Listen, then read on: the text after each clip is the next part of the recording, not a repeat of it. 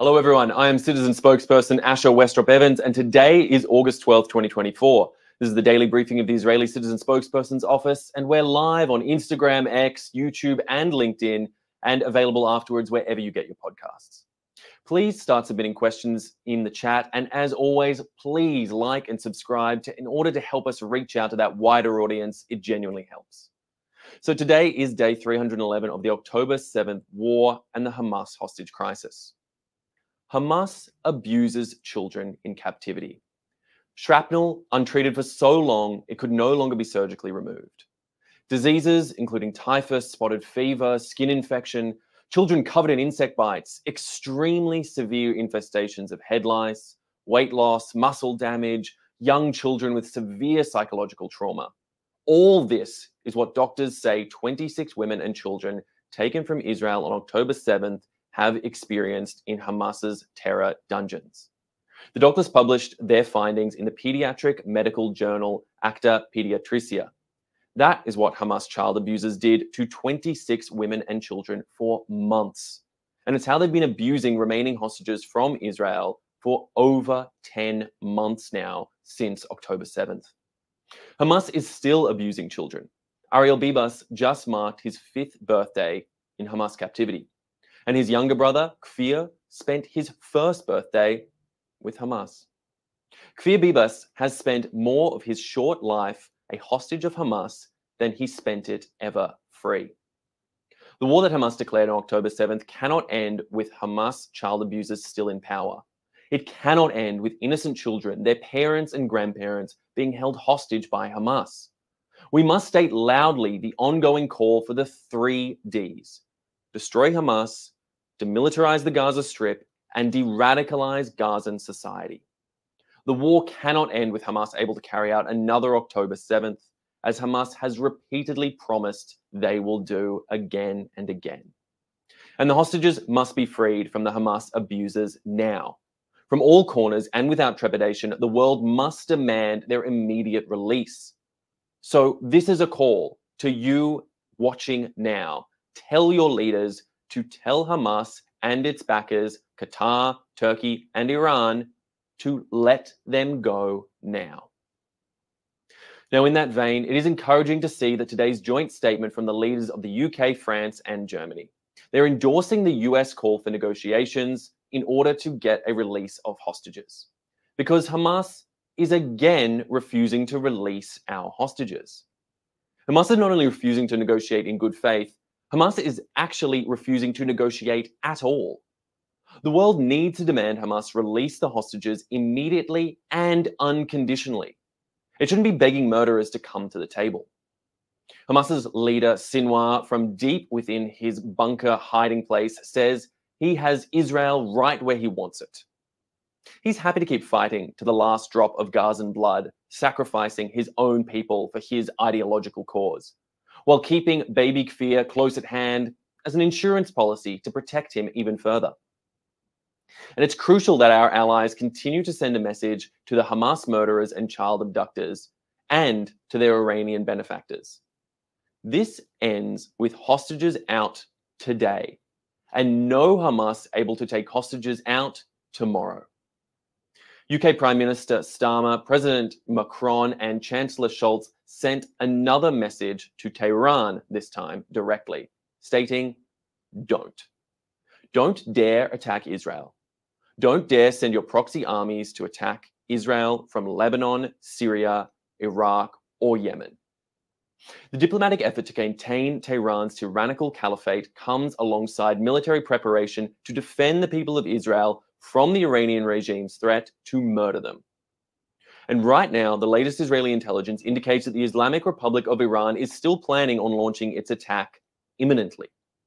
Our defense minister just shared that estimate with the US Secretary of Defense, as reported by Axios. And the US has positioned significant military assets, ships, jets, and other systems in order to protect against the Iranian regime's very serious military threats. To be clear here, Israel doesn't want war with Iran. But if Iran doesn't stand down, Israel and its allies will do whatever is needed to stop the Iranian regime from attacking. All right, and now just before I take questions, I'll ask again if you can please like and subscribe. It really helps to make a difference to the platform. We're seeing amazing growth so far from our community, but we only want to keep growing further to help get our message out. All right, with all this being said, I'll now take some questions from our audience watching live on social media, and please continue to input questions. Our first question comes from Johan on Instagram Live. What is the explanation for how Hamas still holds hostages, and what justification is there in international law? Johan, there is no justification, let's be clear, in international law for the taking and holding of hostages. These are not prisoners of war here. We are talking about innocents, children, infants, as I stated, about the Bibas brothers, who were taken captive on October 7th, going against all rules of law, morality, and any sort of faith, whether it be good, bad, or otherwise, that can be reasonably accepted. The reason that Hamas continues to hold hostages is because those of Sinwar and his ilk continue to use them as human shields and mechanisms as leverage and protection in their heinous war against Israel that they started on October 7th.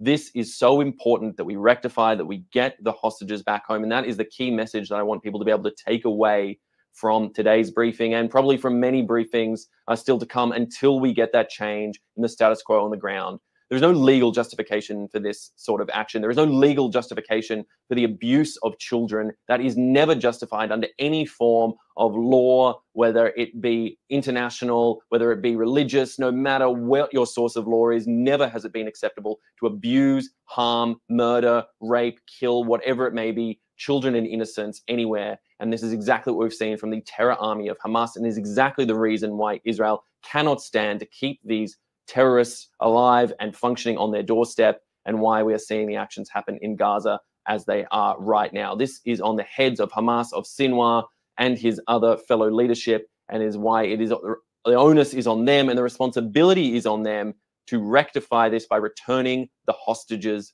now. Our next question comes from Malcolm. How do we de-radicalize people in Gaza who have spent the past 20 years indoctrinated by Hamas?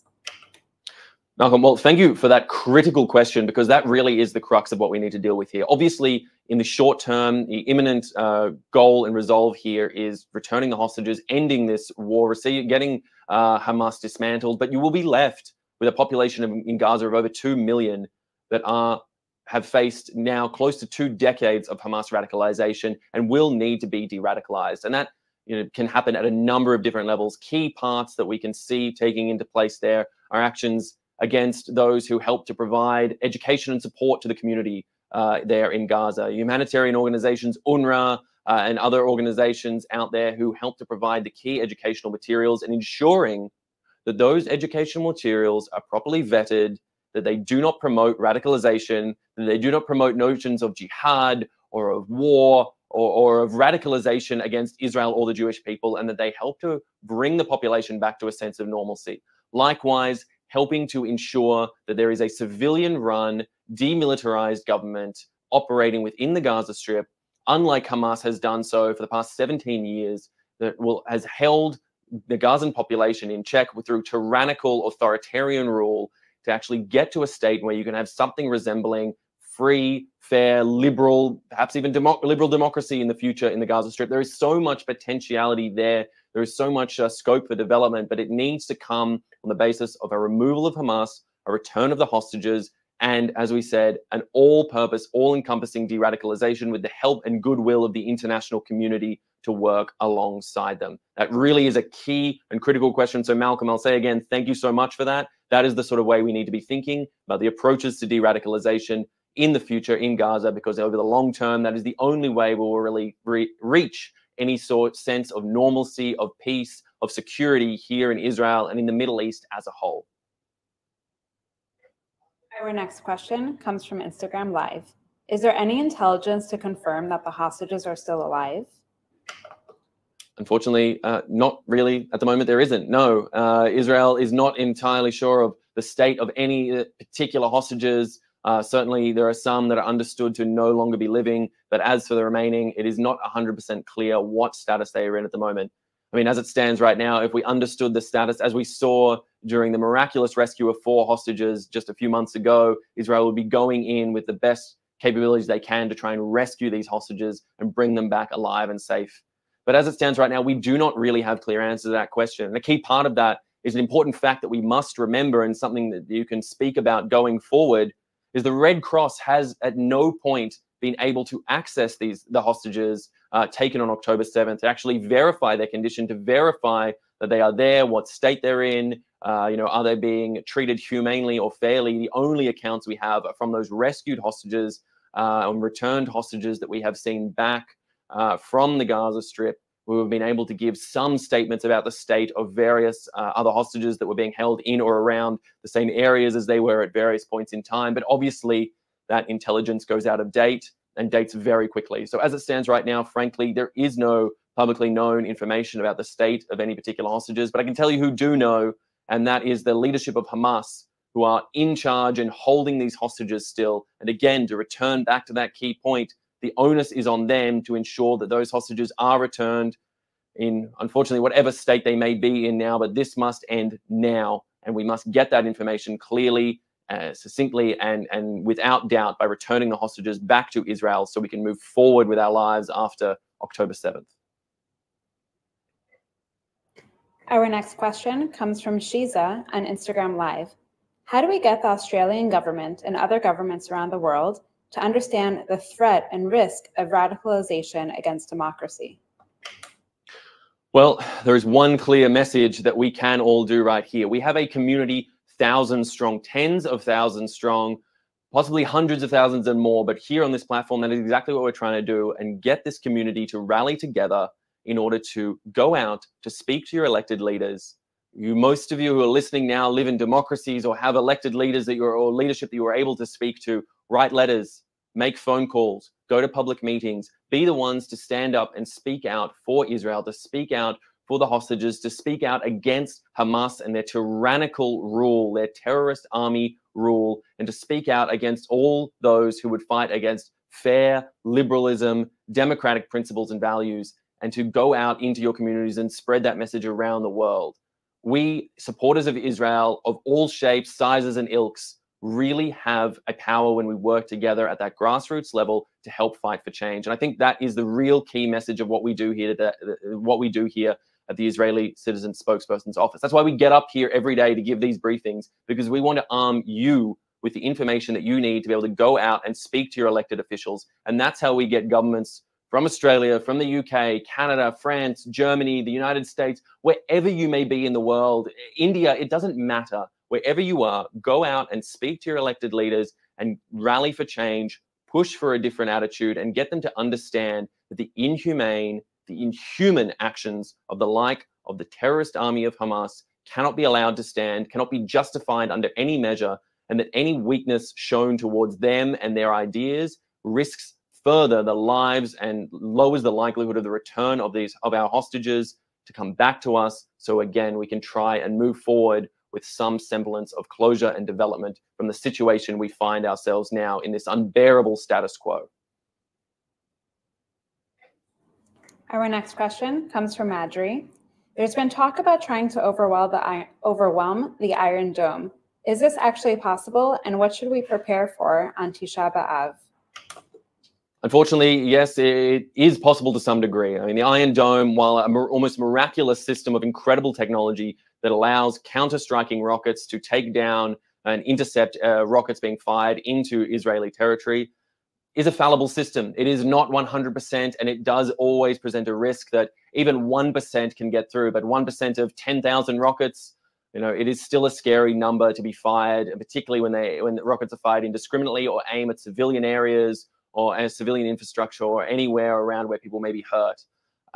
Preparation should always be made at any time like this where there is a raised threat. We should always make sure to check out what the officers and government commands are and directives are coming from the government for anyone based inside Israel who may be at imminent threat in any way, shape, or form. And of course, as always, being alert but not alarmed, taking sensible precautions within your home, with your family, lines of communication, travel, knowing where your nearest bomb shelter is, understanding the information you might need, having spare batteries, having spare food, whatever it is that you feel is necessary and is appropriate within your space, your community, and your situation. They may, it is always a good idea to take these steps. That being said, while current intelligence points to the idea that an attack from Iran may be imminent in some shape or form, we don't know exactly when it'll occur. We don't know that it'll be on Tisha B'Av, whether it will or won't. We don't exactly know what the future holds as individuals. So we must always, as ever, just be vigilant, be alert, make sure you're staying informed and checking appropriate sources for news and information. We'll obviously report through whatever we can as soon as we have that information. But for the time being, it's time to continue living your life. We must not let our lives be dictated by the Ayatollah or any others who might try and determine the way in which we live. We can take principles to be alert, but at the same time, it is very critical that we continue to live our lives here and enjoy. I myself am enjoying Tel Aviv and making sure I'm still getting out and making the most of things, because really we have lives to live, and we're not going to let anyone, certainly not the Iranian regime, determine how we go about living those lives. Our next question comes from Cleese on YouTube Live. When Hamas keeps declining to negotiate, why do people keep blaming the Israeli government? This is what goes on here in New York City at the weekly rallies for the hostages. Cleese, that's a good question. As we've seen, Hamas has declined to negotiate in this supposedly last-ditch round of negotiations that were scheduled for this coming Thursday. It doesn't seem like Sinwar is in a mood to negotiate from inside his bunker while his people still suffer for his crimes. But as it stands right now, you make a fair and compelling point that Israel does seem to continue to be blamed for not coming to the negotiating table, for not being good faith actors, when it is clearly Hamas that are not the ones coming to the table and trying to make a good faith deal and negotiation. And this is exactly what I said before. I won't repeat the entire point, but it is very clear that we need to continue putting pressure in these public spaces to make clear what the reality is on the ground. I think a lot of the sort of criticism that comes of Israel comes, frankly, not necessarily from pure malice, but also from ignorance. And there we can help change hearts and minds. Those with a malicious intent may be a lost cause in some instances, but those who are simply ignorant are the ones that we must go out and help to educate. Because it is important that we, as supporters of Israel, go out and inform people what is really going on in the world, what is really happening in Israel, the fact that Hamas are not coming to the table in any sense of good faith. If you could ever consider a terrorist army capable of coming in good faith, those who abuse children coming in good faith. But we're not even talking about partners for peace here. We're simply talking about those who will negotiate on brass tacks a key deal to try and reach a ceasefire and a return of the hostages to Israel. But they are unwilling to give up power. They are unwilling to give up their own forms of control, what little they have left, for the sake of their own people, for the sake of the children that they hold hostage, for the sake of Israel, and for any sense of wider peace. They started October 7th, and they're living with the consequences because it serves their interests. And we must not let the world forget about that. And that is our imperative, each and every one of us, to go out and spread that message to help combat this misinformation and ignorance. Our last question for today comes from Akiva. Please tell us more about the Israeli Citizens Spokesdog. We love it. Whose dog is it, and why now? When it comes to Simcha, the Israeli Citizen Spokesdog, who is barking up for Israel at every opportunity that he gets, I don't like to think of ownership in terms of any one individual. Simcha belongs to the entire community. He belongs to the entire Israeli Citizen Spokespersons community, all you citizen spokespeople out there. He is simply a mechanism through which you can all help to understand a greater message and a greater context. And he really brings a different perspective, whether it be his lower angle to the ground, whether it be his hunt on the scent of good information and for the scent for truth, whether it be him barking up for Israel, whatever actions he may take. I think Simcha really represents each and every one of us, and will continue to do so no matter what happens here in Israel, no matter what happens in the days, weeks, months ahead. He'll continue to bark up for Israel, and I suggest that you all bark up for Israel too, really. So, when it comes to Simcha, definitely a dog of all the people. And I guess that's how he's going to stay for the foreseeable future. All right. Well, on that note, that is all we have time for today. I want to thank you so much for taking the time to watch and view this daily briefing. We pass on important, clear information. And I'll just say one last time, if you can please like, subscribe, subscribe, share, heart on whatever platform you're on. It really helps. You watching is critical, but you really helping us to convey out that message is so incredibly valuable. And of course, we'll be back at the same time tomorrow, so make sure you check us out there. I've been Asher Westropp-Evans. Thanks for watching. Drop a comment below. Don't forget to like, share, and hit subscribe to stay updated with our latest content. Until next time, stay informed and inspired. This is Dejobnik signing off.